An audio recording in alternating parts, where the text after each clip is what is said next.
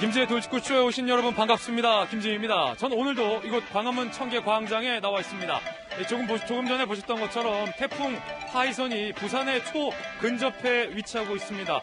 우리나라의 남동부를 강타한 모양입니다.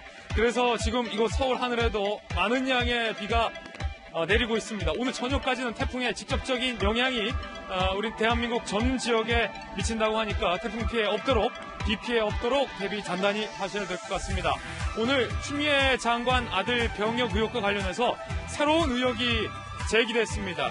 당시 카투세 관계자의 또 다른 폭로가 제기된 건데 추 장관 아들을 통역병으로 차출하라는 이른바 청탁이 많이 왔다라는 겁니다. 잠시 후에 이에 대한 추 장관 측 해명은 무엇인지, 이 의혹은 과연 어떤 의혹인지 상세하게 이야기 나눠보겠습니다. 저는 비가 오나 눈이 오나 매일 아침 이곳에서 여러분을 기다리겠습니다. 김지의 돌직구쇼 지금 라이브로 시작합니다. 잠깐만요.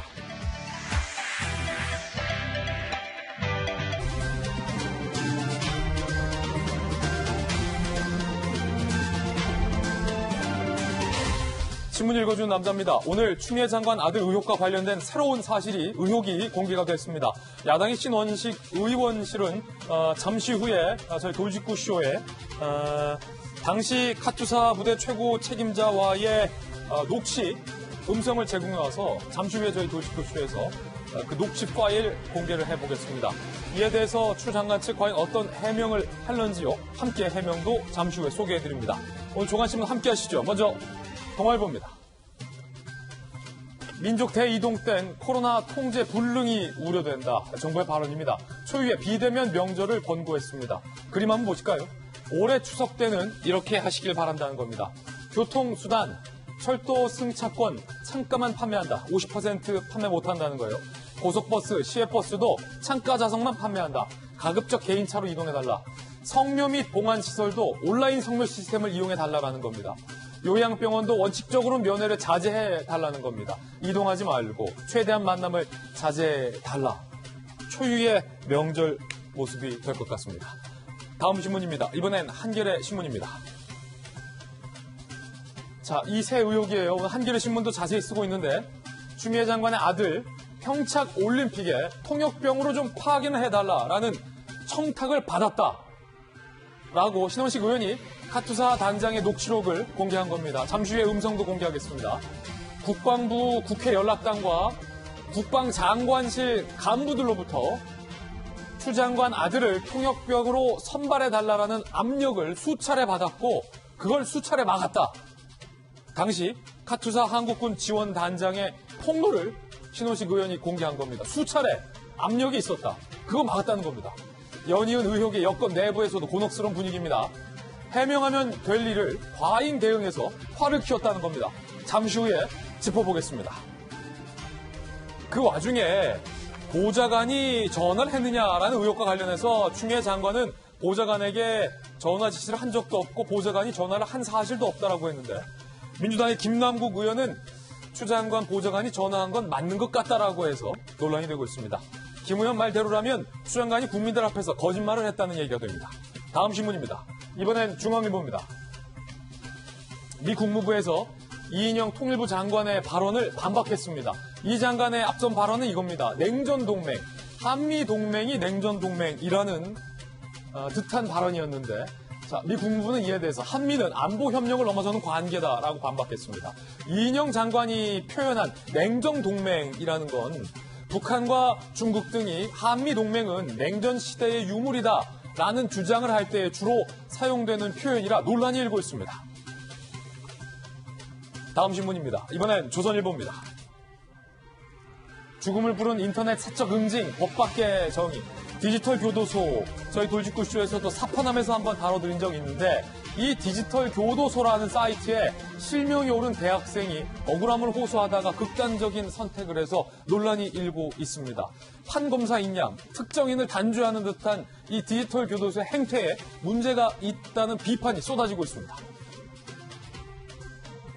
다음 신문입니다. 이번엔 경제지 한번 보실까요? 한국경제입니다. 할 수 있는 게 없다. 코로나 시대에 취준생들에게 세 가지가 없다고 합니다. 산무 취준생, 1. 취업기회, 2. 스펙 쌓기, 3. 인적 교류. 세 가지가 없는 취준생들에게 취업은 더욱더 어려운 문턱입니다. 지금까지 신문 읽어주는 남자였습니다. 네, 월요일 아침 저와 함께 등판한 등판 선수 소개해드리겠습니다. 저희 돌직구쇼 전담 변호사이자 월요일을 맡고 계시는 손정혜 변호사님 모셨습니다. 어서 오세요. 안녕하세요. 다시 돌아온 바르다 박 선생, 박정하 전 청와대 대변인 모셨습니다. 여의도 정치 컨설팅계의 제갈공명 윤 선생, 윤태곤 실장님 나왔습니다. 그리고 이재명 부장을 대신해서 휴가를 간 이재명 부장을 대신해서 국회 반장 출신의 노은지 기자 나왔습니다. 모두들 어서 오세요. 네, 오늘의 키워드 3가지 준비했습니다. 하나씩 살펴보죠. 먼저 첫 번째 키워드는 통역병. 추 장관 아들을 평창올림픽 통역병으로 파견하라라는 청탁 압박이 수차례 있었다. 당시 카투사 한국군 지원 단장의 폭로 신원식 의원이 공개했습니다. 육성으로 들어보시죠. 두 번째 키워드는 배신감. 이재명 지사가 문재인 정권으로부터의 배신감을 언급했다가 논란이 되고 있습니다. 무엇 때문에 이 지사는 현 정권을 향해서 배신감이라는 단어를 썼을까요? 잠시 후에 짚어봅니다. 세 번째 키워드는 오프, 개천절, 대규모 집회가 예고되어 있는데 휴대폰 끄라, 오프하라 라는 집회라서 논란이 일고 있습니다. 잠시 후에 다뤄보겠습니다. 김재도 돌직구쇼 오늘 톱뉴스로 문을 열겠습니다.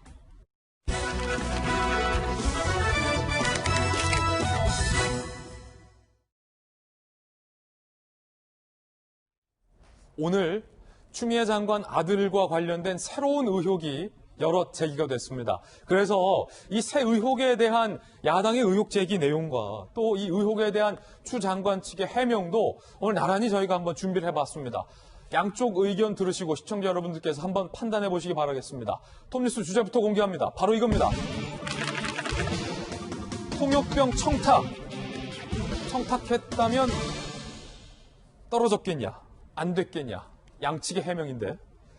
자, 먼저 신원식 의원실이 녹취 파일을 공개했습니다. 요는 이겁니다.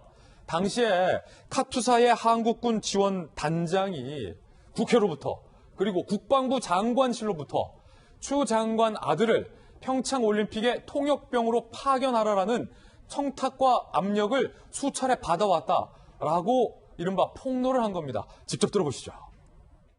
만약에 제가 임발부해서 그런 자리에 나가게 된다면 저는 처음부터 끝까지를 다 오픈할 수밖에 없는 거야. 그렇죠.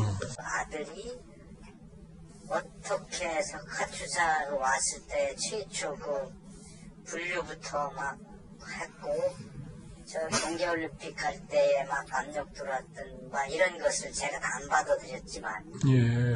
그걸 오픈할 수밖에 없는데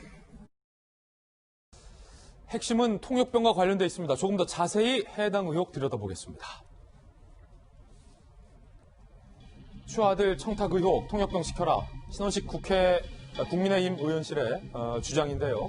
방금 들으셨던 녹취를 공개를 했습니다. 녹취 파일을 공개했고 음성을 들려드리는 것은 오늘 저희들이 처음으로 음성을 들려드리고 있습니다. 잠시 후에 추가적인 음성 파일도 공개하겠는데요. 한국군 지원단장 A씨, 조금 전에 목소리 들으셨던 추미애 장관 아들을 평창 동계올림픽 통역병으로 선발하라는 청탁이 국방부 장관실이나 국회 연락단에서 많이 왔다라고 주장을 했습니다. 폭로를 한 거죠. 내가 검찰 수사나 국회 증인 등으로 나가게 되면 추미애 장관 아들이 카투사에 왔을 때 최초 그 분류부터 어떻게 됐는지 동계올림픽 때 압력 들어왔던 것들을 처음부터 끝까지 오픈할 수밖에 없다라고 얘기했습니다. 자, 이에 대해서 추미애 장관 아들 측은요. 통역병 선정 안 됐지 않느냐, 이게 중요하다.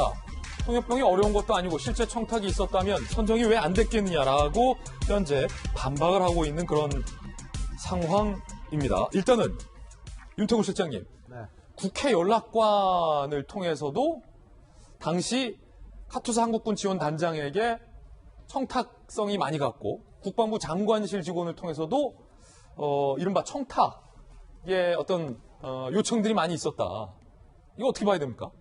이거 일단 그 당시 지원 단장, 당시 대령이 있죠. 그분의 이제 주장인 것이죠. 주장인 것인데 지금 추미애 장관 측, 저게 이제 뭐 누구인지 공식적인 입장인지 모르겠습니다만은 안 된 것이 중요하다. 통역병으로. 네. 당시에 카투사들 사이에서 평창올림픽에 통역병으로 파견 가는 게 이른바 이 스펙 관리상 굉장히 중요했기 때문에 치열했다라는 취재 전원도 좀 나와 있어요. 그 항상 그런 이제 국제 행사가 있고 할 때는 마찬가지죠. 그때 좀 잡음들이 있었지 않습니까?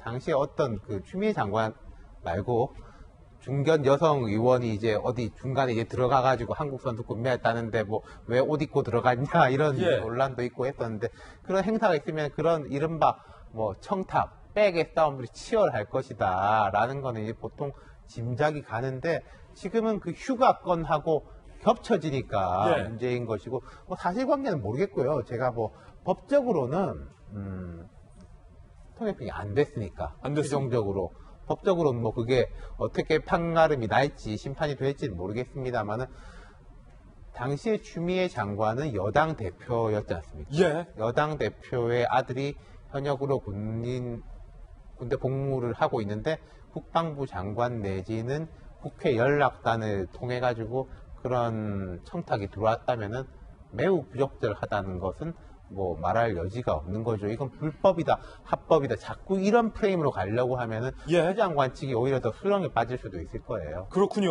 자, 지금 당시 한국군 지원 단장의 폭로입니다. 내가 그런 압박을 많이 받았다. 신원식 의원이 녹취를 공개한 건데 일단은 국회 반장 출신의 노은지 기자, 그 국회의 연락단 이게 뭡니까? 국회 연락단이 왜 지금 이 대령의 주장처럼 추 장관 아들을 평창올림픽의 통역봉으로 보내라는 일종의 청탁을 이 카투사에게 한 겁니까? 국회 연락단이 뭐길래? 국회 연락단이라고 하면 일단 정부 부처에서는 이제 국회 관련 상임위원회들이 있기 때문에 뭔가 부처와 이제 국회 간의 협업을 위해서 파견이 되는 경우가 있습니다. 국회예요? 국회 공무원들이 파견을 나가게 되는 건데 당연히 국방부에서도 이런 인력들이 있었겠죠. 그렇기 때문에 국회 연락단이라고 하는 것은 육해공군에서 대령급씩을 한 명씩 내보내서 예. 국회와 국방부 간의 소통을 원활하게 하는 그런 역할을 했던 사람들인데 지금 이 카투사의 한국군 지원 단장이라고 하는 분의 주장에 따르면은 이 이제 국회 연락단에 파견됐던 그런 대령급 인사들과 국방부 간의 어떤 소통을 통해서 이런 식으로 이제 추미애 장관의 아들과 관련된 여러 가지 청탁들이 오갔다 이런 주장들이 나오고 있는 거죠. 그렇군요. 국회에 파견되는 공무원인데 당연히 국방부에서도 국회에 파견이 된다. 그게 국회 연락단이다. 자, 박정화 전 청와대 대변인. 그렇다면 국방부 장관, 사실 군 내에서는 국방부 장관보다 높은 사람은 없잖아요. 국방부 장관실 직원들에서도 청탁이 전화가 왔고 국회에 나가 있는 연락단에서도 양쪽에서 동시에 왔다면 당시 이 한국군 지원 단장이 받았던 압박은 상당했을 것으로 추측됩니다. 만약에 이 폭로가 사실이라면?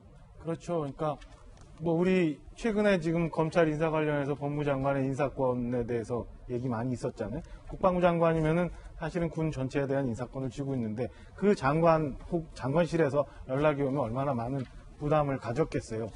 그 추미애 장관의 아들이라고 하는 서모 씨가 2016년 11월부터 2018년 8월까지 카투사로 복무를 합니다. 예. 우리 논란이 되고 있었던 그 이전 무릎 수술 관련한 휴가 연장 관련한 거는 2017년 6월경에 있었는데 예. 이거는 2018년 전 2월에 동계올림픽 관련한 거예요. 그러니까 그 앞서 우리가 지원단장 녹취에서 봤지만은 처음 분류부터 이건 뭐 일방적인 주장입니다만은 처음 카투사로 입대해서 분류부터 지금까지 굉장히 많은 얘기가 있었다. 다 얘기하면 뭐 얘기할 수밖에 없다. 뭐 이런 얘기를 하는데 제가 보면 이 복무 기간 내내 그러니까 2017년 6월에도 그렇고 2018년 2월에도 그렇고 전역할 때까지 그럼 총체적으로 특혜 입대, 총체적인 엄마 찬스 이런 걸 쓴 거라고밖에 볼 수 없는 상황이 지금 계속 벌어지고 있어요. 그러니까 이 건에 대해서 추미애 장관 측에서는 아까 우리 윤태훈 실장이 얘기한 것처럼 두 번째 또 그런 얘기를 합니다.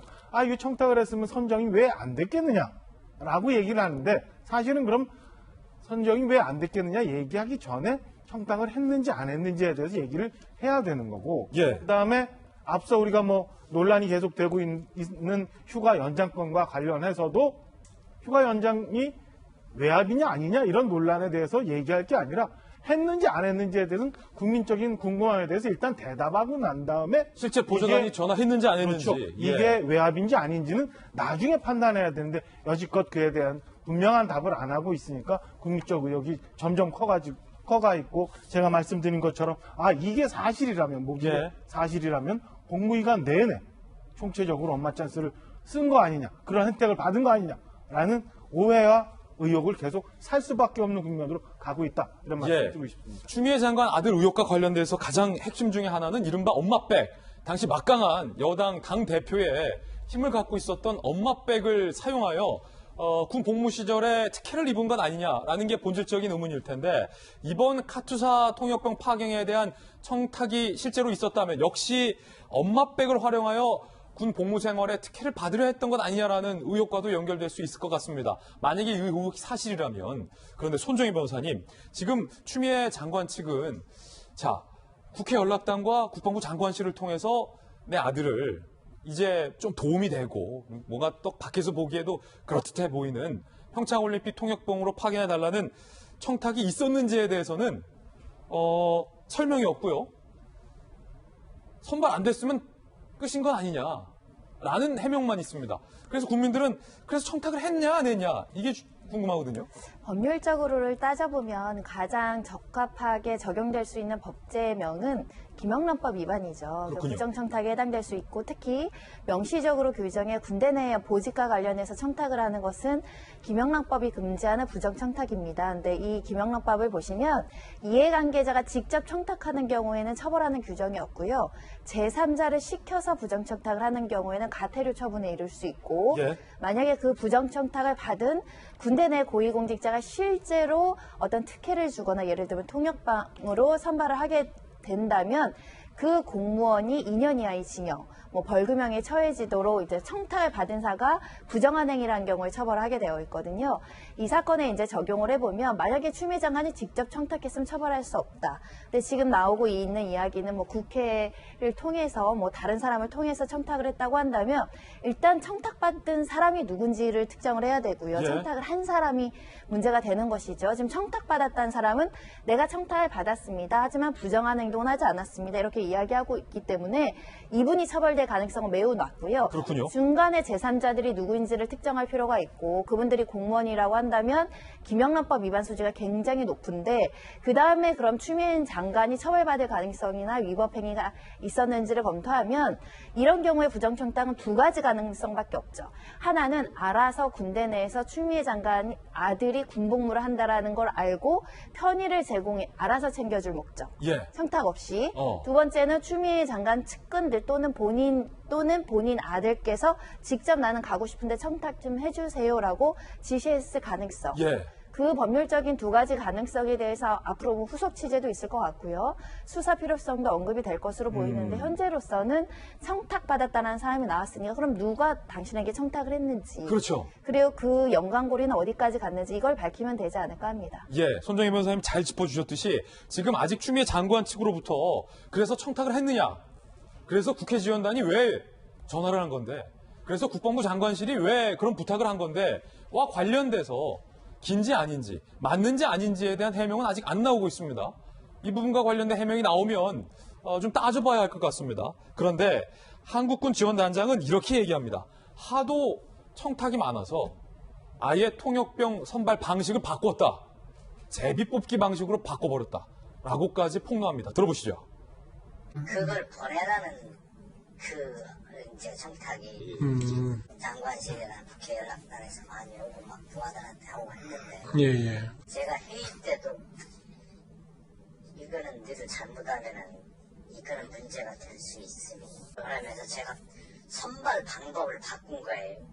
제비뽑기로 선발 방법을 그러니까 인터뷰를 해서 영어 성적을 체크를 해서 이렇게 선발한 게 아니고 예. 제가 이사단 지역부장한테 니들 그거 잘못했다면 큰일 난다. 그래서 제가 카투사 그 이사단 그 수병까지 포함해서 이사단 인원들을 지원원 애들 다 집합시켜놓고 니들이 하도 청탁을 많이 해서 예. 내가 제비뽑기 한다. 또 문제에 대해서 손들어 봐서 없기 때문에 뽑기로 해서 제가 떨어뜨렸죠. 그러니까 확실히 해병은 안 갔다 이거죠? 네, 안 갔습니다. 음. 나중에 추가적으로 또 보내달라고 하는 것을 제가 막았고. 자, 지금 이 한국군 당시 지원단장의 주장대로라면 추미애 아들 통역병 청탁이 하도 많아서 선발 방식을 제비뽑기로 바꿨다는 겁니다. 그리고 나중에 또 추가적으로 보내달라는 추가 청탁도 있었다라는 게 주장인데 조금 더 자세히 좀 살펴보겠습니다. 자, 방금 들으셨던 것처럼 병사들을 집합시켜서 이렇게까지 얘기했다는 거예요. 야, 니들이 하도 청탁을 많이 해서 내가 제비뽑기한다. 문제 있으면 손들어. 추아들을 뽑으면 나중에 문제가 생긴다고 판단했다. 결국 통역관 선발이 안 되는데 그 이후에도 추가적인 청탁 요청이 있었다라는 건데, 박정아 대변인, 네. 만약에 이 주장 사실이라면 정상적인 카투사 내에서 통역병 선발 방식이 있었을 텐데, 사실은 이거는 국방부라는 굉장히 중요한 우리 군이 어떤 일을 처리하는 데 있어서의 지금까지 해왔었던 어떤 적법한 방식이었을 텐데, 이 같은 청탁 때문에 군 본연의 업무에도 상당히 영향을 준 결과적으로 된 거 아닙니까? 선발 방식도 바꿨다면? 그러니까 당시 아마 통역병 한 60명 정도 뽑았던 걸로 보도가 되고 있어요. 보도가 되고 있는데, 이 통역병이라는 게 우리가 생각하는 것처럼 그냥 올림픽 가서 그 통역병 하고 있으면 선수들도 보고 경기도 보고 이게 좋은 거도 있지만, 사실은 우리가 조국 전 장관 사태 때 한번 봤잖아요. 이 국제 행사에 통역병으로 이 일을 했다는 게 굉장히 큰 스펙이거든요. 스펙이죠. 나중에 전역하고 이게 나서. 대학교 가는 데도 그렇고 어디 입사하는 데도 그렇고 굉장히 이 국제 행사에서 뭔가 했다는 게 아주 공신력 있는 중요한 스펙이기 때문에 너도나도 이제 가려고 했던 거고, 저 지원단장 주장하는 것처럼 처음에 제비뽑기에서 선발했는데 이후에도 또다시 추가적으로 뽑아달라고 압력이 네. 왔다. 사실이라면 그럴 정도로 이렇게 이제 중요한 건이니까 당대표가 그래도 됩니까? 이게 사실이면? 사실이라면 그렇게 하면 안 되겠죠. 그리고 그 밑에서도 그렇게 하면 안 돼요.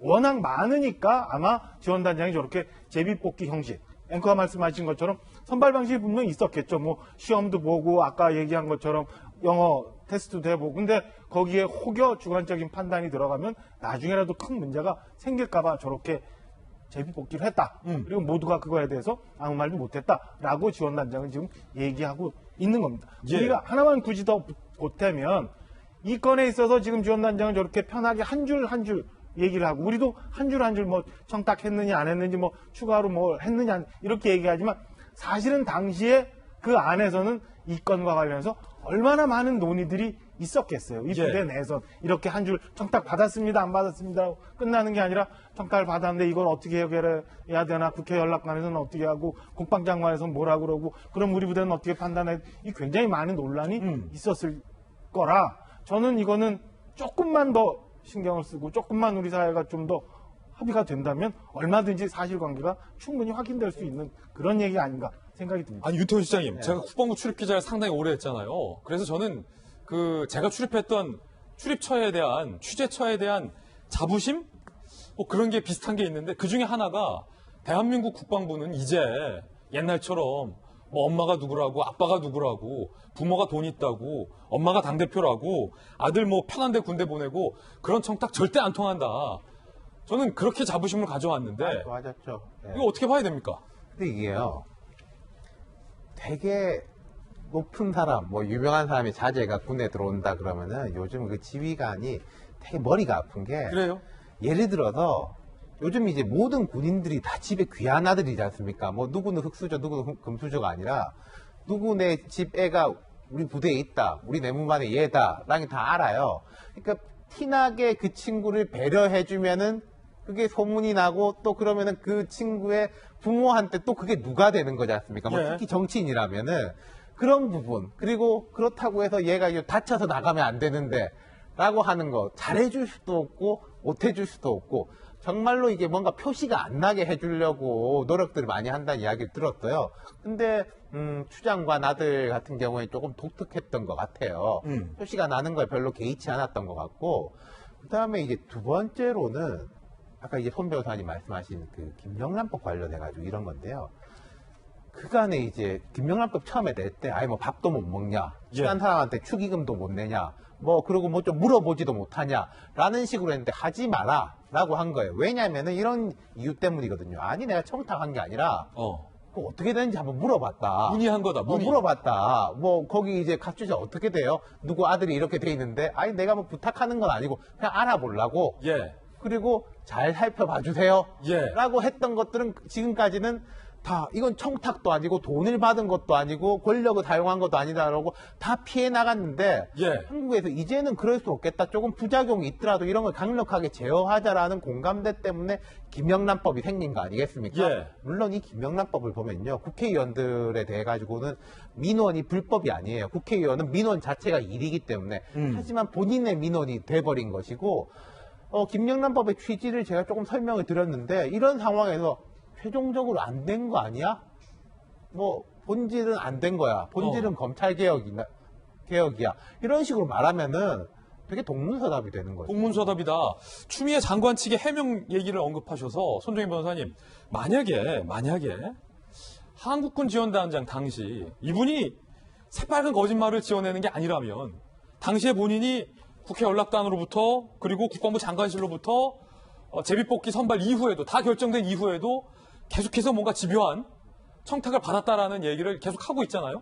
이에 대해서 추 장관 측은 왜 국회 연락단과 국방부 장관실 직원들이 전화를 했는지 청탁을 했는지에 대해서 침묵을 하고 있고 추 장관이 모르게 그러니까 당시 추미애 당대표가 모르게 보좌관들이 알아서 혹은 국방부가 알아서 이랬을 가능성이 있습니까?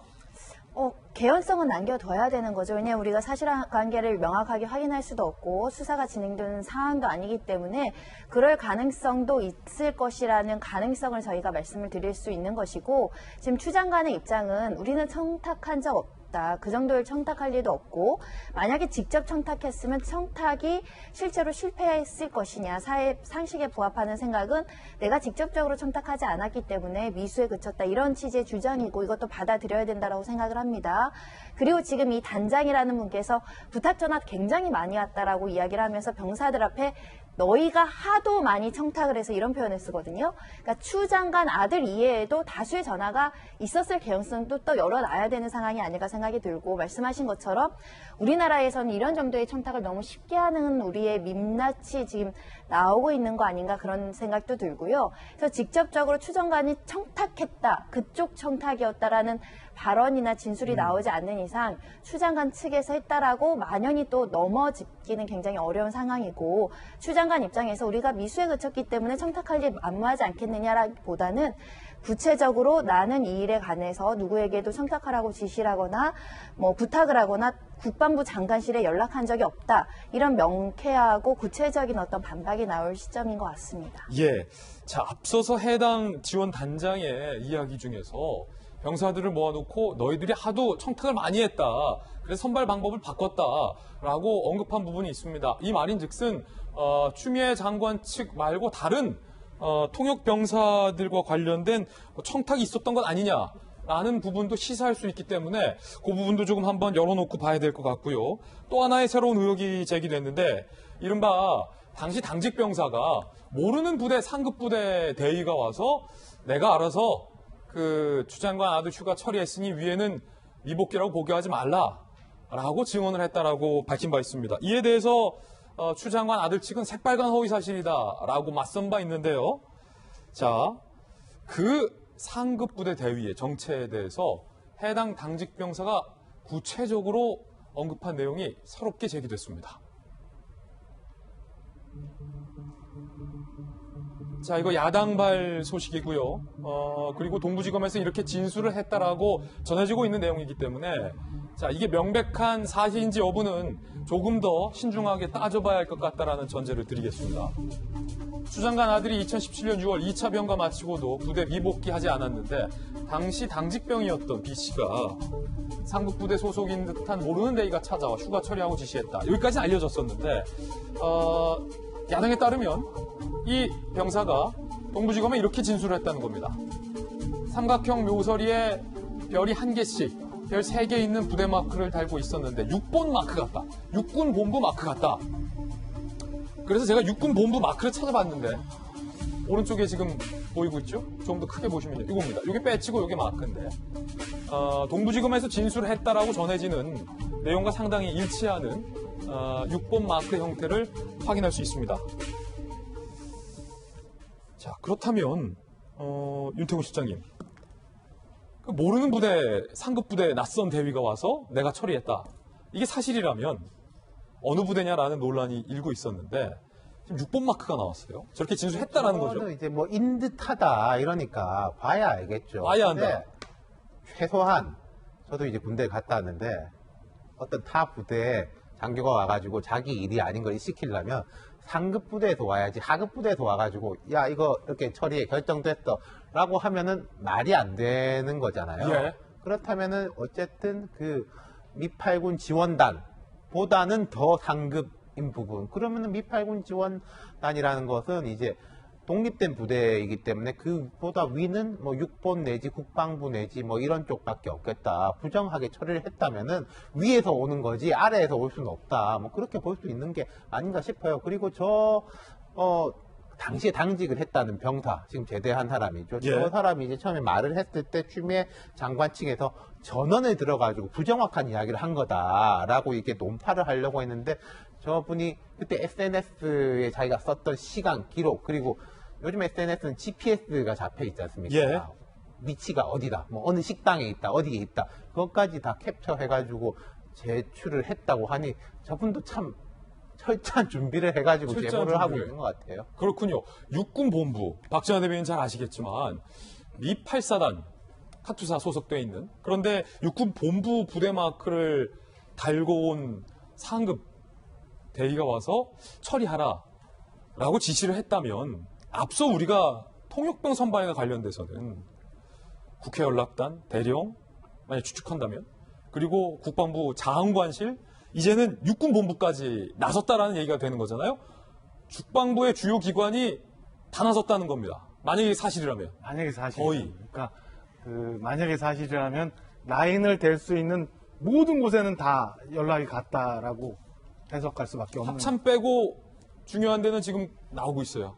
그것도 모르는 거죠. 뭐 합참에도 연락이 갔을 수도 있는 거고. 지금 뭐 다 간 거 아니에요? 거의 다. 거의 다 가서 지금 휴가 연장권, 그 다음에 그 동계올림픽 파견, 통역병 파견권에 대해서 다 관계된 모든 기관들이 연락이 가서 민원성 청탁을 받았을 개연성이 충분히 있다라는 사실인 것 같고요. 그 다음에 지금 증언을 한 그 당직 사병의 진술이 사실은 너무 구체적이에요. 그래서 이 건에 대해서 추정한 측에서도 그냥 아니다, 새빨간 거짓말이다라고만 할 게 아니라 사실은 쉬운 거는 이 당직 사병의 증언이 굉장히 지금 국민들로부터 의혹을 많이 논란 키우고 있잖아요. 이 고발하면 될 텐데 왜 여기는 고발 안 하나 모르겠어요.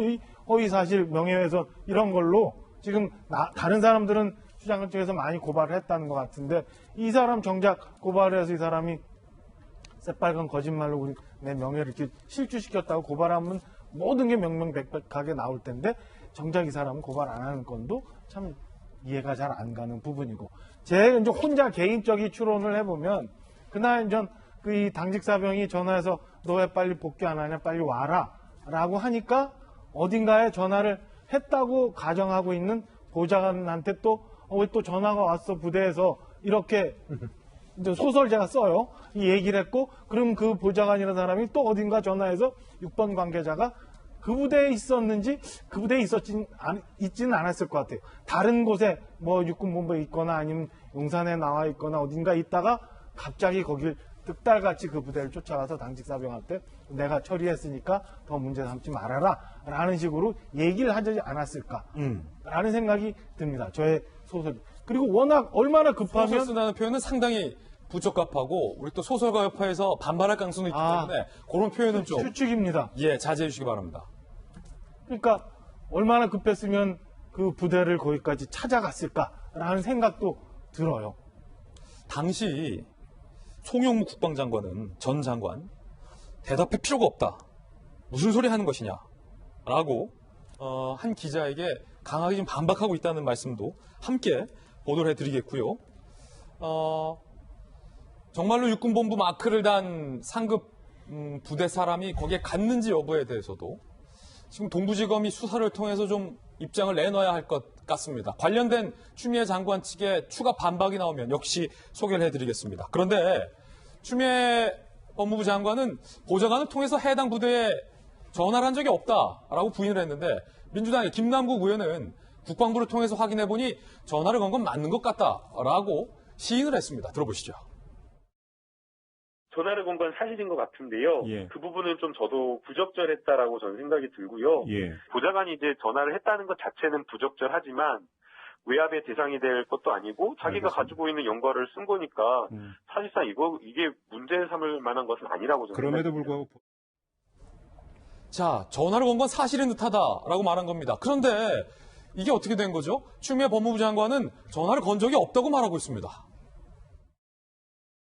보좌관이 뭐하러 그런 사적인 일에 지시를 받고 하겠습니까? 보좌관이 부대 관계자에게 전화를 했다라면 장관님이 그때 보좌관에게 지시를 했다라면 직권남용죄가 해당될 수 있고요. 일반적으로라면 맞겠죠. 그러나 그런 네, 사실은 알겠습니다. 없습니다.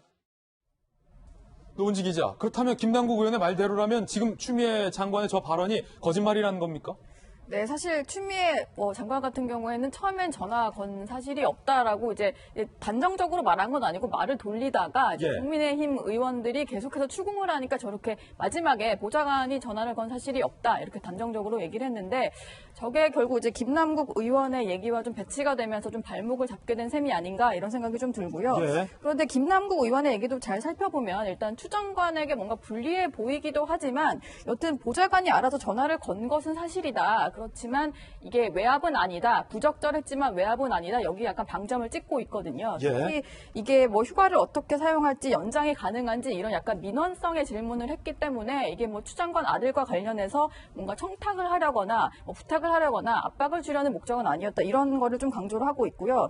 그렇지만 사실은 이게 추 장관이 계속 아니라고 이제 장관 뭐 자기가 보좌관에게 시킨 적이 없다라고 하고 있는 상황에서 여당 의원을 통해서 뭔가 배치되는 이 주장이 나오다 보니까 특히 국방부를 통해서 확인했다고 하면서 김남국 의원이 이런 얘기를 하다 보니까 사실 조금 이런 말이 왜 나왔을까 좀 논란이 되고 있는 건 사실입니다. 자, 그렇다면 추미애 장관이 김남국 의원의 말이 거짓이다라고 재반박을 하던가 아니면 왜 그때 야당 의원의 질문에 대해서 보좌관이 전화를 간 사실이 없다라고 얘기했는지에 대한 해명을 지금 해놔야 하는 상황인데 아직까지 이 부분과 관련된 추가 해명은 없습니다.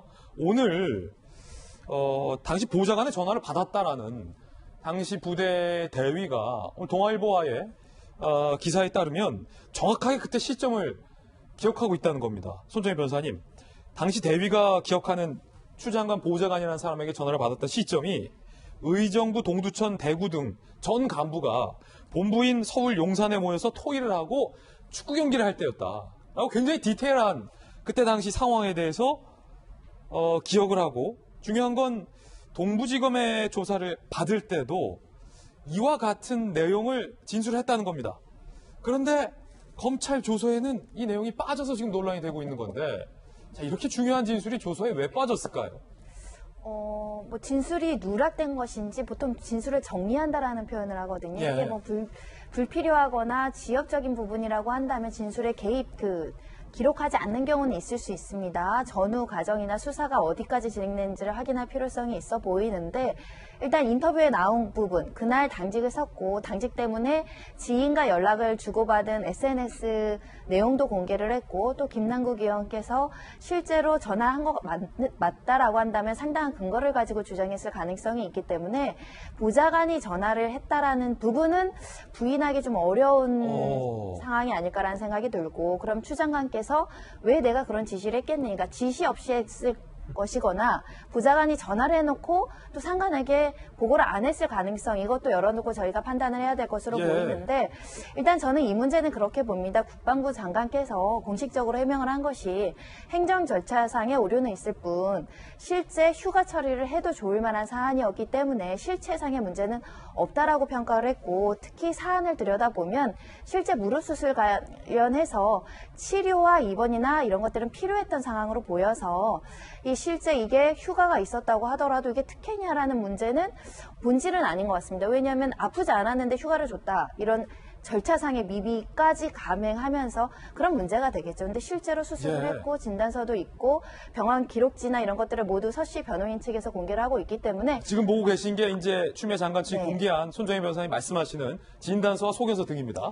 아들 군대 보냈는데 아프면 수술을 하고 치료의 목적이 있다라고 한다면 휴가 처리가 되고 휴가 처리가 또 군대 상급에서도 관련 규정에 위반되지 않았다고 한다면 그 자체의 위법 행위는 없어 보입니다. 다만 이제 남는 것은 하나 이런 부분이 남겠죠. 그럼 왜 보좌관이 사적 영역까지 도와줬을까? 이 부분이 공직자로서 처신을 잘했는가? 이런 부분에 대한 의구심은 남지 않을까라는 생각이 들고, 그래서 김남국 의원이 외압은 없었지만 적절하지 않다, 이 의견에 공감을 합니다. 예. 만약에 윤태구 실장님 아팠고 다 적법하게 휴가 받았고 문제될 거 없다라고 추장관이 생각했더라면 보좌관이 왜 전화를 했는지.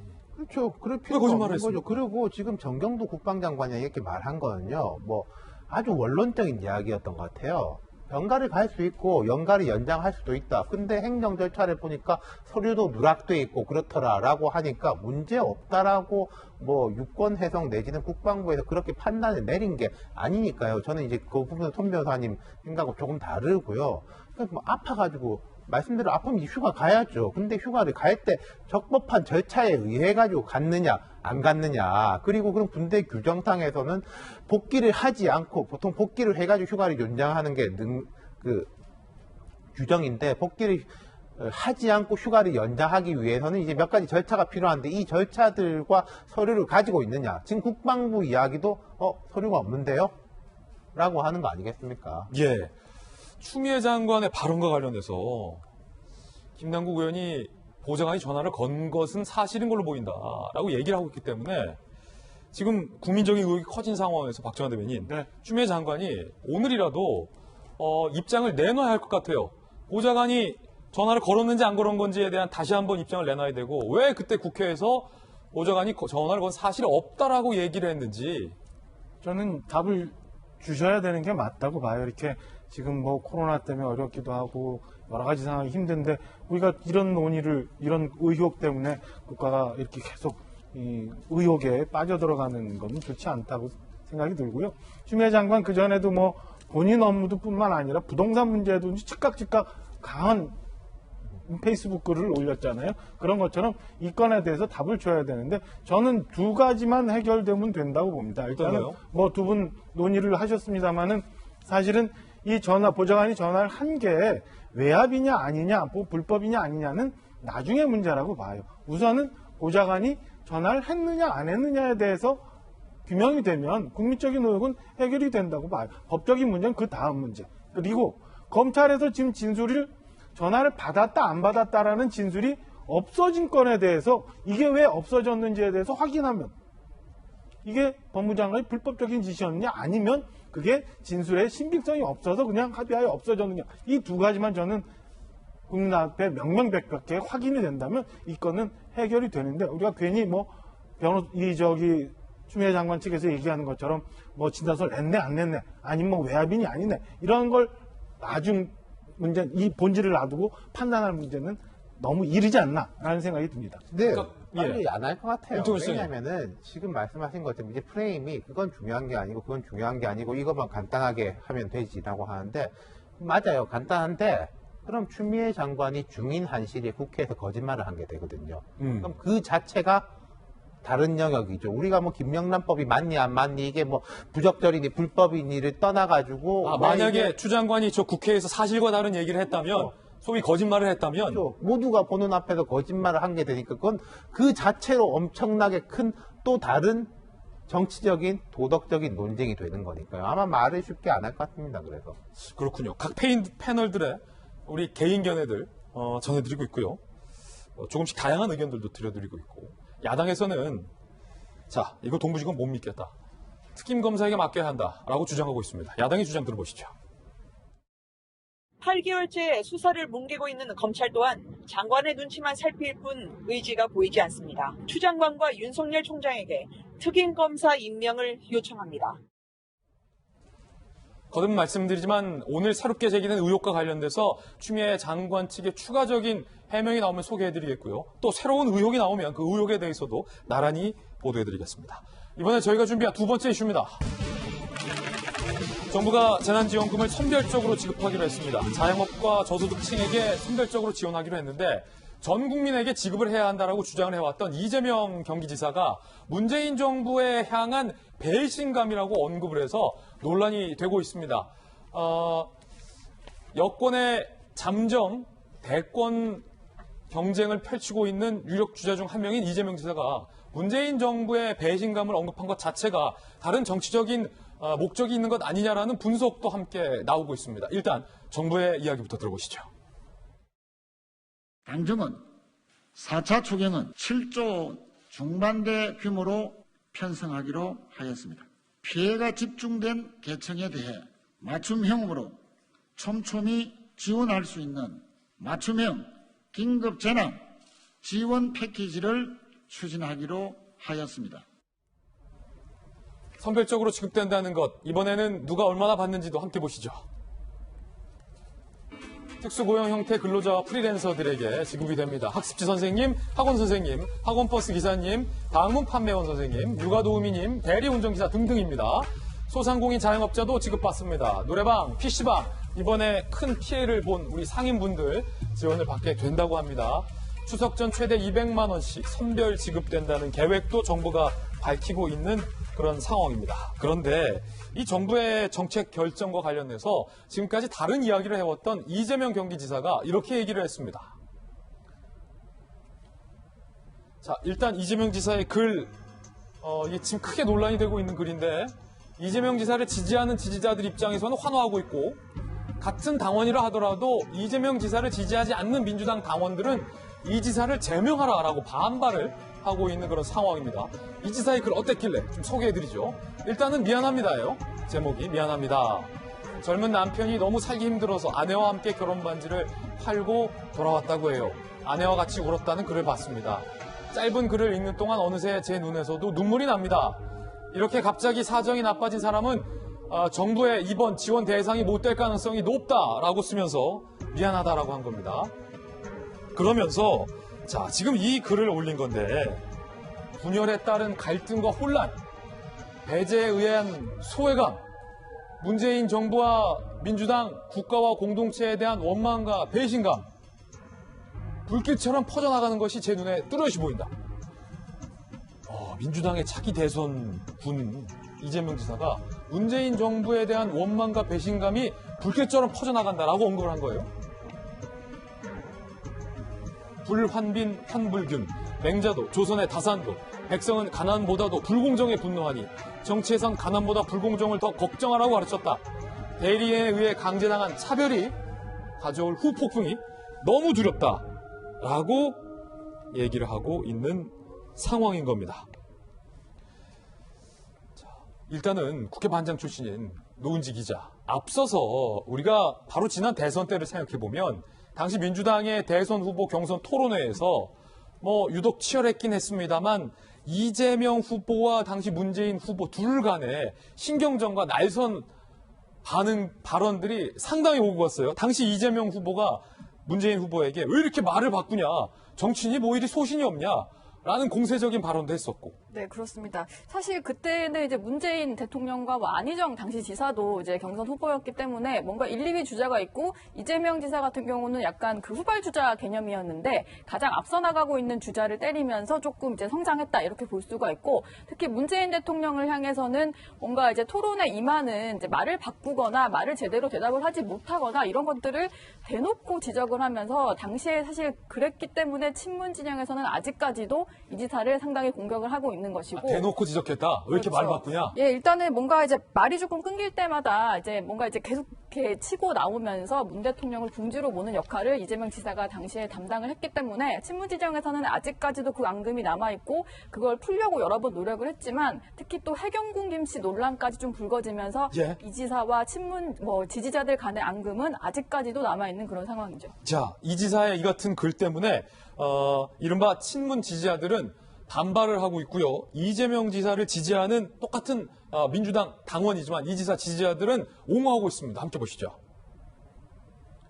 일단 친문 당원들은 성토하고 있습니다. 혹세무민하지 마라. 당과 정부에 해당 행위하는 이재명을 제명해달라. 결혼반지 얘기는 감성팔이다, 민망하다라는 비판의 글들이 올라오고 있고요. 같은 당원이지만 이재명 지사를 지지하는 민주당원은요, 국민 지지율 1위 이재명이 싫으면 니들이 탈당해라 라고 역시 반박을 하고 있습니다. 선별지급이 맞다면 무상급식도 선별급식으로 바꾸지 왜? 약간 이거는 비아냥의 어떤 성격의 글까지 올리고 있습니다. 친문계 의원들은 반발하고 있습니다. 이 지사 이번 발언 선 넘었네 라고 하고 있고요. 민주당 내부에서는 주류 비주류 갈등이 지원금을 두고 다시 불거지기 시작한 거다. 이 지사가 차별화 전략을 본격화하는 것 같다라고 얘기를 하고 있는 그런 상황인데요. 일단은 유태권 실장님, 요게 말입니다. 뭐 정부의 말이 맞냐, 뭐 이 지사의 주장이 맞냐라는 논쟁은 떠나서 이 지사가 썼던 그 표현들이 굉장히 친문 의원이나 친문 지지자들 입장에서는 굉장히 좀 듣기 싫고 좀 민감한 표현인 것만큼은 좀 분명해 보여요. 그렇죠. 뭐 예컨대 이 지사가 저는 그래도 보편 지급이 옳다고 생각합니다. 라고 말했으면은 뭐 그런가 보다. 그 생각이 다를 수도 있고 토론을 하는 거지. 라고 할 텐데 과한 표현들이 되게 많았잖아요. 문재인 정부에 대한 원망과 배신감이 불빛처럼. 얼마 전에 이제 홍남기 부총리 등 향해서도 이제 뭐 보수 진영하고 같다, 뭐 야당하고 같다, 뭐 이런 이야기 했다가 당에서 반발이 나왔는데 결국 그 연장선이거든요. 이건 내용보다는 스타일의 문제 때문에 갈등이 불거지는 건데 어떤 면에서 이럴 수가 있어요. 여당이 지금 지지율도 높고 또 이제 대권 주자 원투가 다 여당 소속이지 않습니까? 예. 그러니까 1등, 2등이 이렇게 막 경쟁을 하고 경합도 하고 하면 야당이 들어갈 틈이 없다. 이게 좋은 거다. 과거 이명박, 박근혜 이런 경쟁처럼 그렇게 긍정적으로 볼 수도 있는 것이고 근데 이거는 2등이 너무 최근에 1등인가요? 예. 어쨌든 민주당 지지층에서는 2등이니까 2등이 너무 과하게 이렇게 올라온다. 이게 사실은 뭐 누구를 비판한 것 같지만 결국은 대통령에 대한 이야기 아니냐라는 식으로 이제 감정 싸움이 되는 거. 이 부분이 제가 생각할 때는 보통 이런 저 같은 이제 전문가들이 생각했던 것보다 좀 빨라진 것 같아요. 빨라졌다. 예, 이런 충돌. 이 지사가 치고 나오는 게 빨라졌다. 그렇죠. 그렇군요. 그러니까 이제 전당대회가 끝나고 나면 예. 이제는 이낙연 대표가 그간은 조금 이렇게 앞서 나가지 못했으니까 뭔가 이제 보폭을 넓히겠거니 했는데 통상 오히려 이 지사가 더 말의 수위를 높이고 있는 거죠. 그렇군요. 그렇다면 최근에 실시됐던 차기 대선 주자 지지도 결과 중에 하나를 저희가 한번 준비를 해봤습니다. 하나 보면서 이야기 좀 한번 들어볼게요. 손정희 변호사님, 지금 요 결과를 보면 이낙연 지금 대표가 24.6, 이재명 지사가 23.3, 오차범위 아니기 때문에 야, 이거 둘이 누가 1등이냐라고 말하기에 조금 박빙인 상황인데 자, 이걸 의식했을까요? 이 지사의 이 같은 글, 이 대선 레이스를 좀 빨리 치고 나오는 것이다라는 유태권 시장의 분석도 있었는데 손 변호사님께서는 어떻게 보십니까? 뭐 확실하게 경쟁력을 강화해서 차별화 전략을 한다라고 보여요. 왜냐하면 워낙 뭐 기본소득을 주창할 정도로 보편적 복지에 대해서 주창하고 그 색채를 강하게 띄우기 위해서 여러 차례 보편적인 여러 가지 재난지원금에 대해서 이야기를 했기 때문에 이번 정권에서 한 정책이 나는 뜻이 다르다. 내가 대통령이 되면 나는 보편적 복지로 가겠다라는 것을 천명했다라고 보이는데 예. 글을 쓴 시점을 보니까 새벽 3시더라고요. 새벽 3시다. 새벽 3시는 매우 이렇게 감정과 예. 여러 가지 생각이 교차할 수 있는 시간인데 예. 그런 것들이 좀 감성적으로 풀어내려진 거 아닌가 생각이 드는데 이재명 지사 생각에 전면 부인할 마음은 없는데 이런 생각이 들어요. 요번에는 저 얼마 전에 극단적인 선택을 했다라는 노래방 자매 뉴스도 봤고요. 지금 소상공인들 자영업자도 너무 힘들거든요. 저도 힘들어서 30만 원 받고 싶다라고 생각하는 국민들 많아요. 그런데 요번에 한해서는 진짜 어려운 분들 먼저 강제적으로 영업 종료된 한 2주 가까이 지금 뭐 호프집, 술집, 일반 음식점도 문 닫으면 뭐 배달업 하시는 분 이해에는 정말 어렵거든요. 우리 30만 원 아껴서 그분들 200만 원 주자고 했을 때 못 받는 내가 부당한 차별을 겪는다라고 생각하는 국민보다 아닌 국민들도 많을 수 있다라는 점을 말씀드리고 싶습니다. 예, 박정화 대변인께서 정권 초기부터 끝까지 다 계셨잖아요. 청와대에. 통상적으로 제가 드리고 싶은 질문은 당내에서 같은 당내에서 잠재군이 현 정권과 치고 나올 때 다음 대선을 준비할 때 여러 가지 이제 선 긋는 정책들을 발표하고 그리고 다소 비판적인 발언들을 하는데 이재명 지사의 조금 전에 표현 있잖아요. 문재인 정부에 대한 원망과 배신감이 물길처럼 번진다. 요게 약간 통상 선긋기 표현과는 좀 이례적이다. 통상 사실은 이쯤 돼서 대선이 가까워지고 이러면은 각 주자군들 속에서 현재 정책에 대해서 반발하는 내용의 주장들이 나와요. 그러면서 사실은 스멀스멀 레임덕이라는 것도 오고 이렇게 되는데 원망과 분노가 불길처럼 번져나갈 것이다라는 표현처럼 이렇게 강한 표현은 저는 제 경험상 들어본 적이 못 들어봤죠. 이 시점에 굉장히 센 발언이라고 보여지고요. 그렇다 보니까 많은 분들이 이제 해석을 합니다만은 아까 저희가 그래프에서 봤던 것처럼 1, 2로 표현되고 있는 그 지지율 때문에 선명성, 그다음에 차별을 해서 이렇게 했나라고 해석할 수밖에 없는 그런 국면으로 가고 있는 것 같아요. 근데 혹시 뭐 해경군 김씨 등등 본인을 향했던 세간의 의혹과 실제로 이어졌던 수사에 대한 뭐 불만감들도 좀 반영이 됐다라고 보십니까? 여러 가지가 섞여 있겠죠. 여러 가지가 섞여서 이제 이 시점에서 나는 그냥 내 색깔을 내면서 치고 나가도 되겠다라는 내부적인 판단을 하지 않았나라는 생각이 하나 들고요. 그럼에도 불구하고 이 표현은 굉장히 강했다. 그리고 제 개인적인 생각을 보태면 과연 어제 그저께 이 음식점이나 시장이나 한번 가봤는지 이렇게 지금 지지율 싸움하고 권력 싸움 할 만큼 우리가 여유가 있는지 저는 한번 이재명 지사도 한번 봤으면 하는 생각. 그다음에 뭐 민주당 내 이제 권력 있는 저 정책에 많은 영향을 미치는 분들 다녀봤으면 하는 바람입니다. 자, 요거는 이제 개인적인 견해와 추측들이고요. 자, 물론 이재명 지사가 오후 4시가 돼서 앞서 손정혜 변호사님께서 새벽 3시라는 시간을 특정해 주셨는데 오후 4시가 돼서는 이런 글을 올렸습니다. 최종 결정에 따를 것이다. 변함없는 충정이다라고 얘기를 했고 보수 언론은 더 이상 저의 견해를 얄팍한 갈라치기 악용하지 마십시오라고 본인이 글을 올렸다라는 것도 자 소개를 해드리겠습니다. 청와대 반응도 좀 한번 살펴볼까요? 노은지 기자, 청와대는 지금 어떻습니까 반응이? 일단 공식적인 입장은 내놓지 않았고요. 예. 뭐 대응을 하는 순간 이 지사와 청와대 간의 어떤 이제 갈등 구도가 되기 때문에 좀 그렇군요. 자제를 한 것 같고 대응은 자제를 하고 있는데 물밑에서는 상당히 좀 불편한 심기들이 좀 드러나고 있는 것 같아요. 예. 청와대 핵심 관계자 같은 경우에는 그 결과적으로 조금 전에 소개한 그 오후 4시의 글은 결과적으로는 당정청의 그 결론을 수용하겠다라는 거지만 그러면서도 약간의 여지를 남겼거든요. 아쉬움을 드러내고 또 여러 가지 그 앞서 썼던 글에 있어서의 표현에 약간 그 과격한 부분이 있었기 때문에 거기에 대해서는 조금 불편한 심기를 드러내기도 했고 그리고 이제 이 시점에서 이미 당정청이 결론을 다 내는 그런 상황인데 왜 이 지사가 이렇게 계속 글을 올리는지 납득하지 않는다 이런 반응도 있었고 어쨌건 간에 이 지사가 정치적 존재감을 드러내면서 뭔가 과격한 언행을 하고 있다 이런 식으로 청와대 인사들은 분석을 하고 있었습니다. 예, 두 번째 이슈 전해드렸습니다. 이번에 저희가 준비한 세 번째 이슈를 소개합니다. 이제 보시죠. 코로나19와 관련돼서 새로운 뉴스 속보도 지금 들어와 있습니다. 뉴스 속보부터 좀 전해드리고서 저희들이 준비한 이야기 하나하나씩 설명해드리겠습니다. 법원이 정광훈 목사의 보석 취소 결정을 내렸습니다. 다시 전 목사는 구속이 될 가능성이 커지겠고요. 4월 20일 보석 결정된 뒤 104일 만에 다시 보석이 취소됐다는 결정이 조금 전에 나왔습니다. 검찰이 오전 중에 그렇죠. 구인장을 집행할 예정입니다. 다시 구속이 되는 구속 상황이 유지된다는 겁니다. 오늘 코로나19 신규 확진자 수도 발표가 됐는데요. 119명입니다. 종전보다는 많이 줄긴 했지만 여전히 세 자릿대 수는 유지하고 있고요. 국내 발생 108명, 해외 유입 11명, 그리고 여전히 수도권에서 발생 수가 높습니다. 위중증 환자도 많이 늘었고 사망자도 2분 더 추가됐다는 얘기 말씀드립니다. 아직까지 코로나19 상황은 지속되고 있는 겁니다. 그 가운데 이번 추석 얼마 남지 않았습니다. 벌써 아침 저녁으로 찬바람도 불고 있고 이제 곧 추석이구나를 느끼는데 정부가 추석 때 가급적 친지 방문, 고향 방문을 자제해달라고 부탁을 했습니다. 초유의 언택트 명절인 겁니다.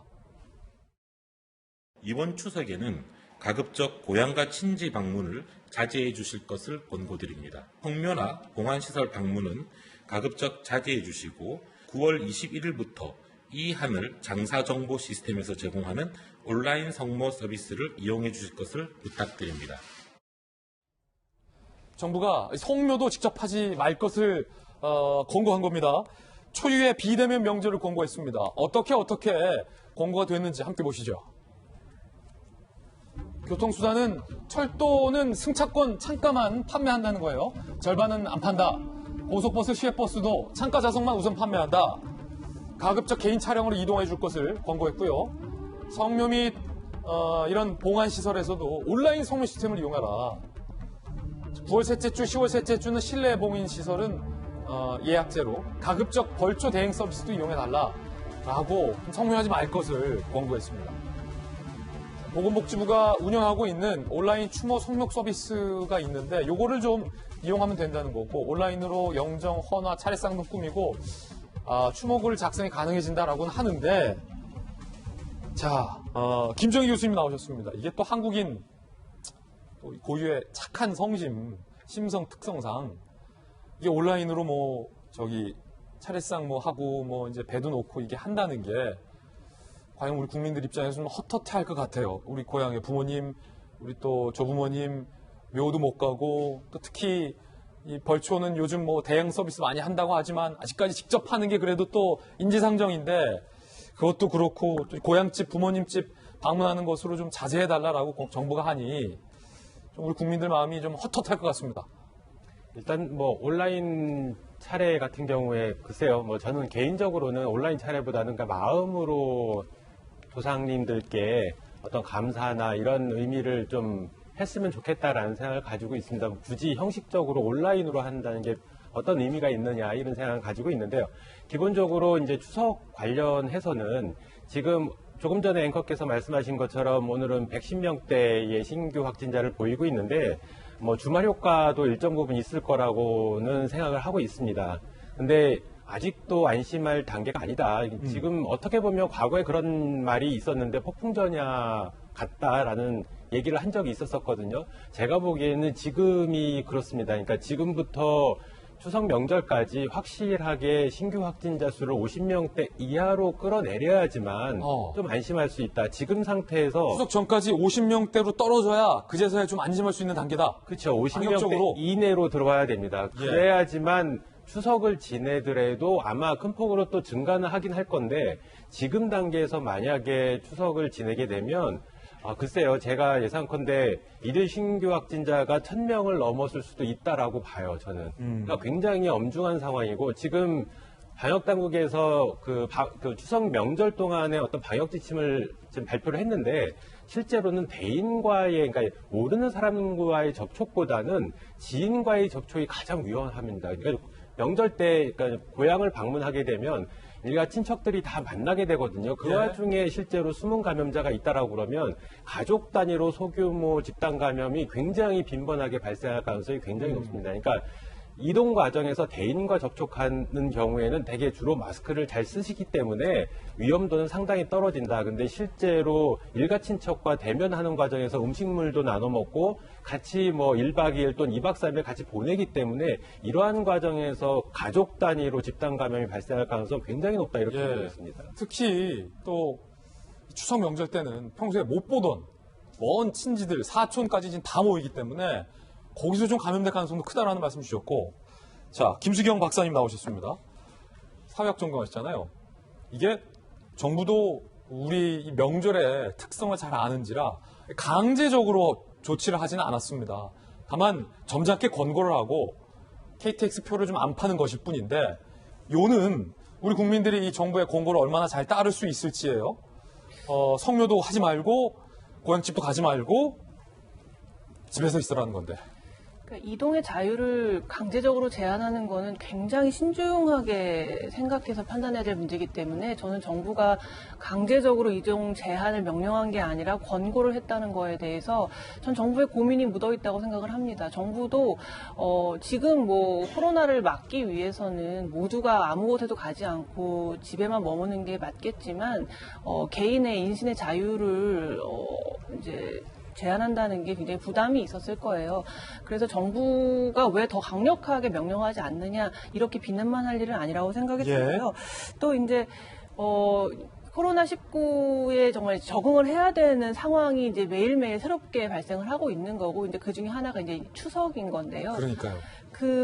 아무래도 이제 어린 아이를 둔 젊은 부부들은 이제 멀리 이제 부모님을 뵈러 가고 싶어도 아이들이 혹시 코로나에 걸리게 되지는 않을까 걱정이 많을 것 같습니다. 그런데 이제 아무래도 그런 이유로 부모님을 뵈러 가지 못하겠다고 얘기하는 거에 대한 심적 부담이 엄청 클 거예요. 그럼요. 그래서 이제 어르신들 이 방송을 보시는 어르신들이 먼저 올해는 좀 이런 상황이 됐으니까 집에서 머물면서 그냥 전화로만 얘기하자 이렇게 먼저 말씀해 주시는 게 좋을 것 같다는 생각이 들고요. 또 한 가지 걱정은 이동을 그래서 자제할 것을 권고했을 때 이 사람들이 그냥 집에만 머물러주면 좋은데 뭐 지방에 있는 멀리 그 자기 고향을 방문하지 않게 되다 보니까 만약에 놀러 갈 경우에 자기 집 근처로 어디 놀러 가거나 뭐 이렇게 가족들이랑 어디를 나들이를 가는 이런 건 어떻게 그러면은 자제하게 할 것인가 그것도 좀 고민일 것 같아요. 예. 아무래도 이제 자유 시간이 좀 생겼으니까 좀 놀러 가고 싶은 마음이 생길 것 같거든요. 이제 이런 부분도 이제 국민들이 좀 솔선수범해서 먼저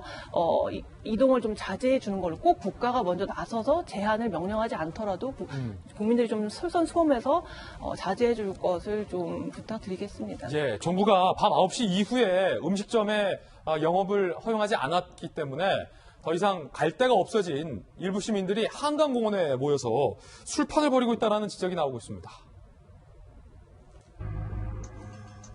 아니, 노은지 기자. 아니, 얼마나 술판이길래 이런 기사들이 지금 계속해서 나오고 있는 겁니까? 뭐 한강공원 같은 경우에는 편의점에서 이제 간단하게 마실 수 있는 술이나 뭐 과자 같은 것들은 살 수가 있다 보니까 실제로 편의점 앞에 줄을 뭐 15m까지 서는 뭐 그런 경우도 있다고 하고요. 그래요, 15m나? 네, 그리고 이렇게 지금 저 사진으로만 보셔도 뭔가 가깝게 앉아서 이제 사람들이 있는 걸 볼 수가 있는데 사실은 사람들이 많이 몰리다 보면 돗자리를 깔고 좀 간격을 준다고 해도 공원 안에서의 사회적 거리 두기는 좀 쉽지 않습니다. 예. 지금 영상으로만 봐도 좀 가까이 사람들이 모여 있는 걸 볼 수가 있잖아요. 예. 네, 이제 사실은 이제 9시 이후부터는 가게들이 다 문을 닫기 때문에 일명 이제 풍선 효과가 발생을 해서 저런 식으로 이제 갈 수 있는 곳들 야외로 몰리는 그런 현상이 발생을 해서 한강공원뿐만이 아니라 뭐 경의선 숲길이라든지 여러 가지 좀 야외에서 사람들이 모여서 계속 시간을 보낼 수 있는 이런 곳들에 여전히 사람들이 많이 모이고 있는 이런 상황이고 그래서 서울시에서는 오늘부터는 공원이나 이렇게 야외에서 먹는 것까지도 단속을 한다고 하는데 얼마나 좀 지켜질 수 있을지는 봐야 할 것 같습니다. 어떤 분들은 술 드시면서 저기서 또 춤을 춘다고. 그러면 이제 술판에 충판까지 되는 거거든요. 그러면 방역적으로 김정인 교수님 상당히 좀 위험할 것 같은데 그나마 서울시에서 오늘부터 단속한다고 하니까 다행이고 또 지금 태풍 때문에 며칠간은 또 저기 불가능해지겠군요. 지금 한강공원 같은 경우에는 야외지 않습니까? 그러니까 실제로 이제 영상에 보면 그룹별로는 거리 두기가 되어 있어요. 근데 그 그룹 내에서 서로 마스크를 안 쓰고 같이 뭔가를 먹거든요. 술을 먹든 음식을 먹든. 그러니까 이런 행위, 그러니까 그 지인들이 가장 무섭다는 제가 말씀을 드린 적이 있는데, 그러니까 지인들 중에, 그러니까 우리는 아는 사이, 그러니까 서로 믿어 이런 마음으로 마스크를 벗는 거거든요. 근데 그 중에 감염자가 있어요. 지금 무증상 감염자가 한 40% 정도 된다라고 하거든요. 누가 감염돼 있는지를 알 수가 없어요. 그렇게나 많아요. 40%나? 예, 그리고 감염 경로 미상도 20% 서울인 경우에 이렇게 나오고 있는데 그 얘기는 숨은 감염자가 굉장히 많다는 얘기예요. 그러니까 지인들 중에도 내가 친한 사람들 중에도 감염자가 있을 수 있고 그런 환경에서 저렇게 야외라고 하더라도 같이 모여서 그룹끼리 모여서 뭔가를 나눠 먹고 얘기를 하다 보면 감염이 충분히 일어납니다. 그러니까 광화문 집회도 야외에서 일어났고 과거에 홍천 캠프장 같은 경우에도 야외에서 일어난 집단 감염이거든요. 이런 환경이 있으니까 그래서 지금 이제 보건당국에서 방역당국에서 얘기하는 거는 아는 사람끼리도 만나지 말라는 얘기거든요. 당분간. 근데 저렇게 해서 야외라고 우리는 괜찮겠지 이런 마음 때문에 실제로 그룹별 아는 사람끼리 전파를 일으킬 수 있다 이렇게 생각을 하고 있습니다. 예, 그런가 하면 곧 다가오는 개천절에 대규모 집회가 예고돼서 당국이 예의주시하고 있습니다.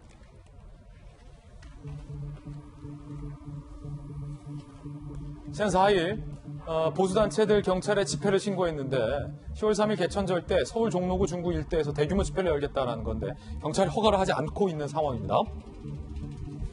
문제는 이 포스터에 나온 이 논란입니다. 핸드폰 오프라는 문구가 들어가 있는 겁니다. SNS를 중심으로 이런 포스터가 떠돌고 있다는데 주최 측이 기재하지 않았다라고 현재 밝히고 있어서 누가 이런 거를 만들었는지도 현재 논란이 되고 있는데요.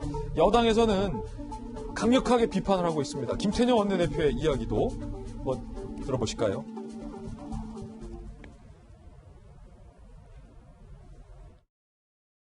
광복절 집회의 교훈을 망각한 채 또다시 극우단체가 개천절 대규모 집회를 예고하고 있습니다. 반사회적 행위에 대해서는 무관용의 원칙 아래 단호하게 공권력을 행사해 줄 것을 정부에 강력히 요청합니다.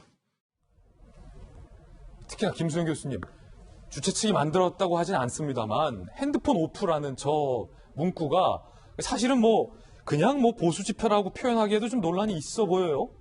그냥 보수가 아니라 좀 특수한 일각에서 지금 이런 집회를 예고한 것 같아 보이는데 핸드폰 오프, 이게 참 공포스러워요, 사실은. 그러니까 정부가 위치 추적을 못하게 핸드폰을 끄고 집회에 참석하자라는 얘기잖아요. 그렇죠. 이제 자기의 동선이 노출되지 않게 하기 위해서 핸드폰을 끈 상태로 개천절날 집회에서 모이자 이제 이런 포스터가 만들어졌는데요. 사실 개인의 동선이 노출되는 굉장히 부담스러운 일이죠. 그래서 그 마음이 이해가 안 가는 바는 아닙니다만 한 가지 말씀드리고 싶은 게 이제 예전에 촛불 집회를 저희가 이제 기억을 해보면 사실 그게 굉장히 참신한 아이디어였거든요.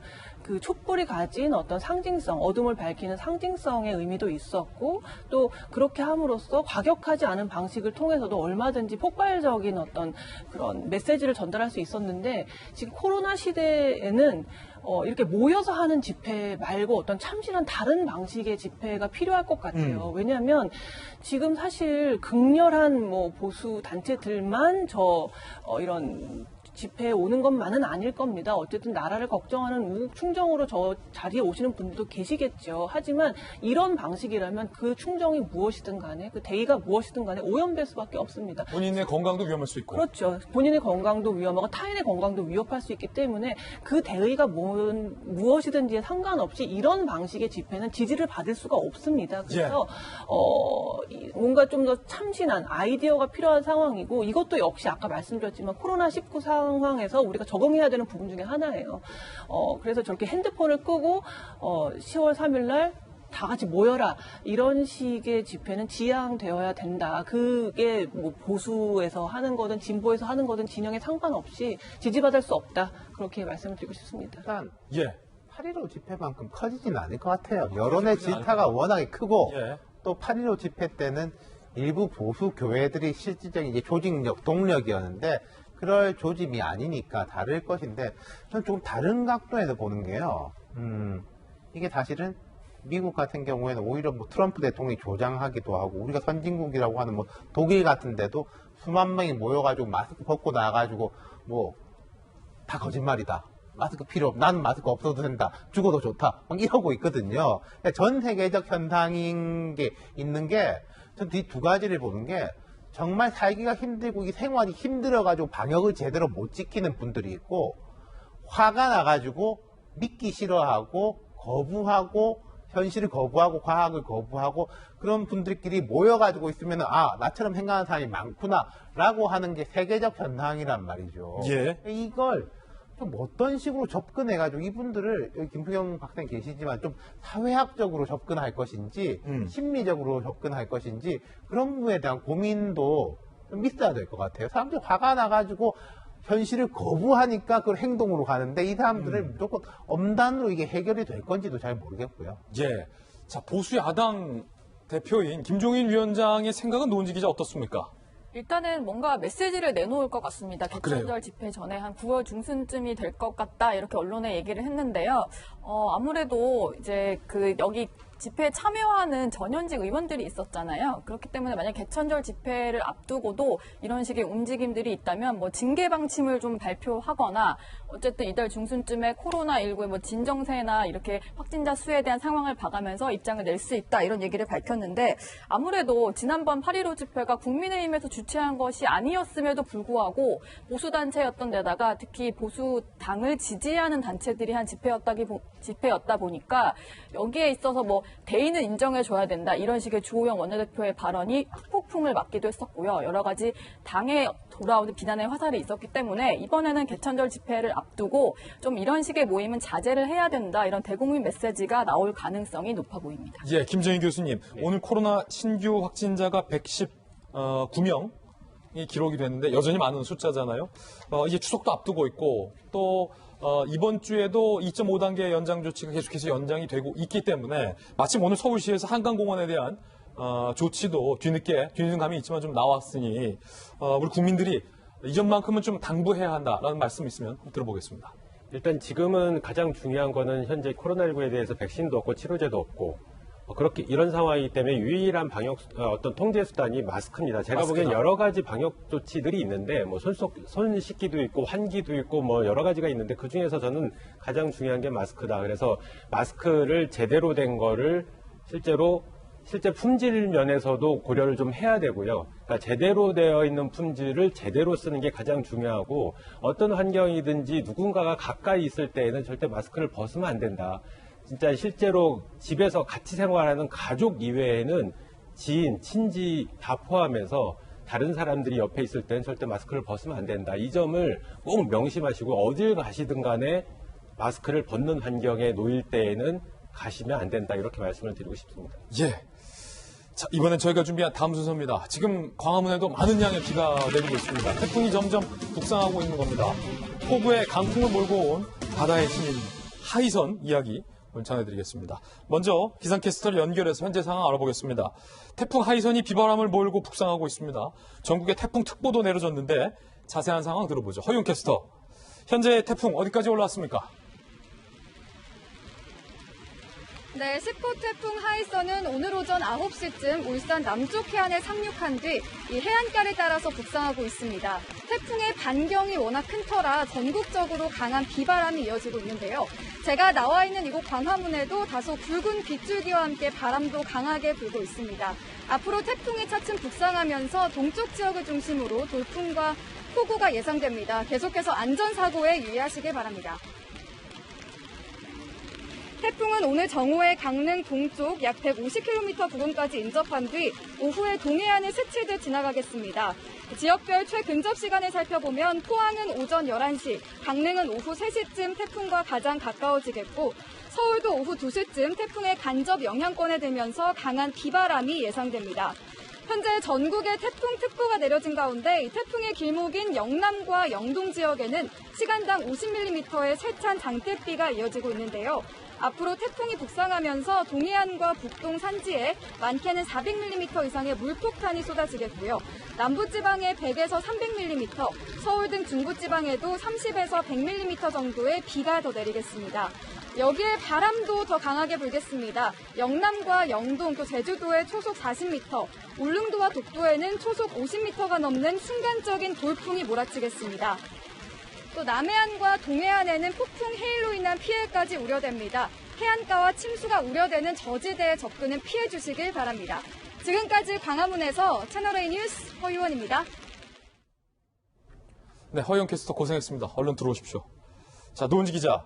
태풍 하이선이 동해안을 따라서 북상하면서 피해도 지금 보고되고 있는데 밤사이 그리고 오늘 오전까지 현재 태풍 피해 상황 좀 한번 짚어주실까요? 네, 일단은 그 부산 지역, 경남과 부산 지역의 피해가 좀 컸다고 하는데 일단 동해안을 따라서 북상을 하면서 전국이 다 영향권에 들어간 상황입니다. 네. 그리고 일단은 이제 강풍이 가장 좀 위력이 좀 크다 보니까 울릉도와 독도에는 초속 50m의 돌풍이 불어서 여러 가지 좀 피해가 발생을 했고 경상도와 강원, 영동 지방에도 400mm 이상의 폭우가 내린다고 하고요.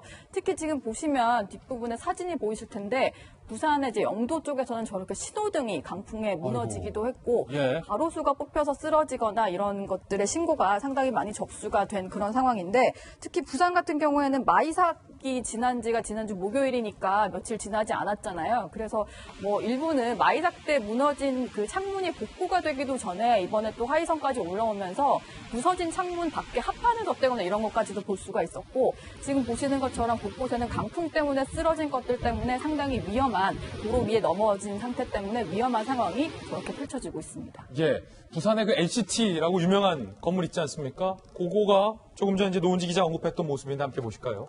자, 마이삭의 상처가 아물기도 전에 부산 해운대구 그리고 부산 남구에 마이삭으로 인해서 고층 건물에 이제 유리, 베란다, 창문 이런 게 지금 다 깨져버린 거예요. 그런데 지금 이게 복구도 되기 전에 이렇게 강한 태풍이 오고 있기 때문에 이걸 뭐라고 해야 되죠? 이태호 시장님. 요 나무 합판이라고 해야 되나요? 합판을 덧댄 모습이에요. 예전에 우리 태풍 오면은 집에 큰 테이프를 이제 붙여놔라. 맞아요. 그러지 않습니까? 근데 저런 건물들은 워낙에 높잖아요. 감당이 될지 잘 모르겠네요.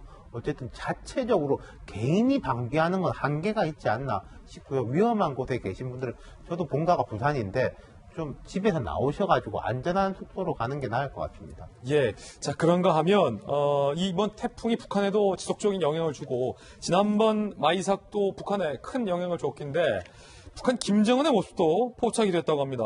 한번 영상 보면서 이야기 나눠보겠습니다. 자, 김소영 교수님, 이거 뭐 어떤 장면이죠? 그 김정은 위원장이 그 마이삭 때 함경남도 쪽이 아주 크게 피해를 봤거든요. 그래서 이제 현지를 나가서 피해 상황을 보고받고 이제 어떻게 할 것인지를 얘기하고 있는 상황인데요.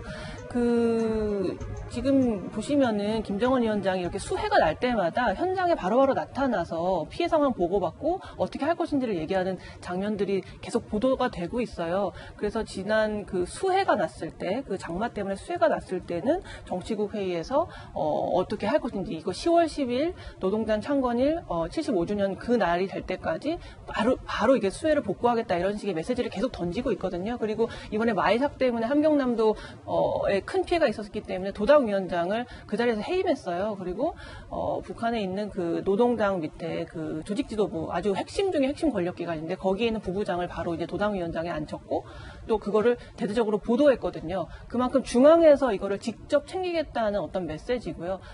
또 이런 것을 빨리 복구해서 노동당 창건일 때 어떤 그 업적으로 만들기 위해서 지금 김정은 위원장이 굉장히 여러 가지 현지 시찰을 하고 있는 모습입니다. 예.